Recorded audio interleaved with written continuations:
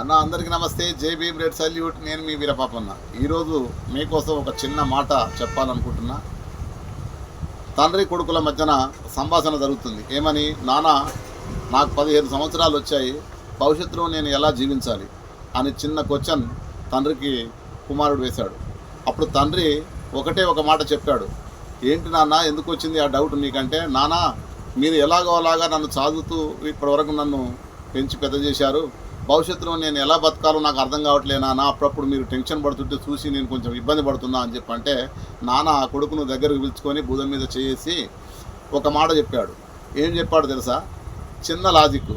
ఏం లేదు నాన్న, ఒక మెరిసే రాయిని తీసుకొని ఎవరితో మాట్లాడకుండా, మన సూర్యాపేట చిన్న టౌన్ కదా, ఆ సూర్యాపేట చిన్న టౌన్లో ఒక బంగారం షాప్ ముందు బయట ఆ పూల సెంటర్ దగ్గర మామూలుగా అట్లా నిలబడి ఉండు, ఎవరితో మాట్లాడకు అని చెప్పాడు. పోయి అలాగే నిలబడ్డాడట. అలా నిలబడి ఉండగానే ఒక అంకుల్ వచ్చి, బాబు ఏం చేస్తున్నావు ఇక్కడ అని చెప్పంటే సపోర్ట్ చేస్తాడట. ఈ రాయి అమ్ముతావా అని అడిగాడట. అని తలగొప్పాడట. ఆ తలక ఊపిన తర్వాత ఎంత అని అంటే 2000 చూపించాడట. ఓహో 200 రూపాయలా అని చెప్పేసి చెప్పగానే వెంటనే వాళ్ళ నాన్నకు ఫోన్ చేసి, నానా ఇతను ఈ అంకులు అమ్ముతావా అడిగితే తలకు ఊపాను, 2000 చూపిస్తే 200 రూపాయలు అన్నాడంటే, లేదు నాన్న అది అమ్మబాకు, ఆ రాయి తీసుకొని నువ్వేం చేయంటే వరంగల్ సెంటర్కి వెళ్ళినానా, వరంగల్ సెంటర్లో పెద్ద బంగారం షాప్ ఉంటుంది, అక్కడ బంగారం షాప్ దగ్గర అదే రాయి పట్టుకొని యాస్ట్రీ నిలబడి ఉండు అని చెప్పినట్ట.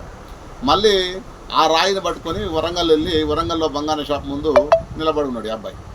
ఇంకో చాలాసేపటి తర్వాత ఒక అంకులు వచ్చి, బాబు ఇది అమ్ముతావా అంటే సేమ్ మళ్ళీ ఇట్లా తలకాయ చూపినట్ట.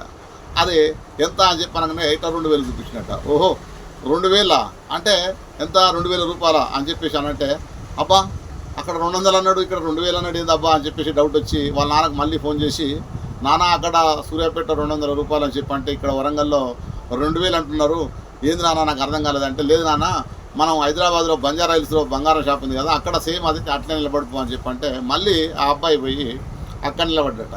ఎక్కడ, బంజారా హిల్స్లో హైదరాబాద్లో నిలబడి ఉన్నాడట. మళ్ళీ సేమ్ చాలాసేపటికి కొంతమంది వచ్చి మళ్ళీ ఇంకో అంకులు వచ్చి, బాబు ఈ రాయి అమ్ముతావా అని చెప్పంటే అమ్ముతాడట. అమ్ముతా అని చెప్పి తలకాయ ఊపినట్టు, ఏం మాట్లాడలేదు. ఎంత అని చెప్పంటే మళ్ళీ 2000 చూపించినట్టు. ఓహో 2 లక్షలా అని చెప్పేసి 2 లక్షలు నేను ఇస్తే ఇచ్చేసి అంటే, ఆ అబ్బాయి ఏం మాట్లాడాలో అర్థం కాక ఆ రాయి ఇచ్చేసి 2 లక్షల రూపాయలు తీసుకొని వెంటనే బస్ ఎక్కి మళ్ళీ అరవపల్లికి వాళ్ళ నాన్న దగ్గరికి వచ్చేసినట్ట. వచ్చి, నాన్న ఏది పరిస్థితి అని అంటే, నువ్వు ఎక్కడ నిలబడి ఉన్నా అక్కడ ఉన్న చుట్టూ ప్రాంతాలు ఏవైతే ఉన్నాయో నువ్వు నిలబడే ప్రాంతమే నీ విలువను పెంచుతుంది నాన్న. ఎక్కడ ఎవరు మనల్ని ఏదో సపరేట్గా స్పెషల్గా చూపించాల్సిన అవసరం లేదు.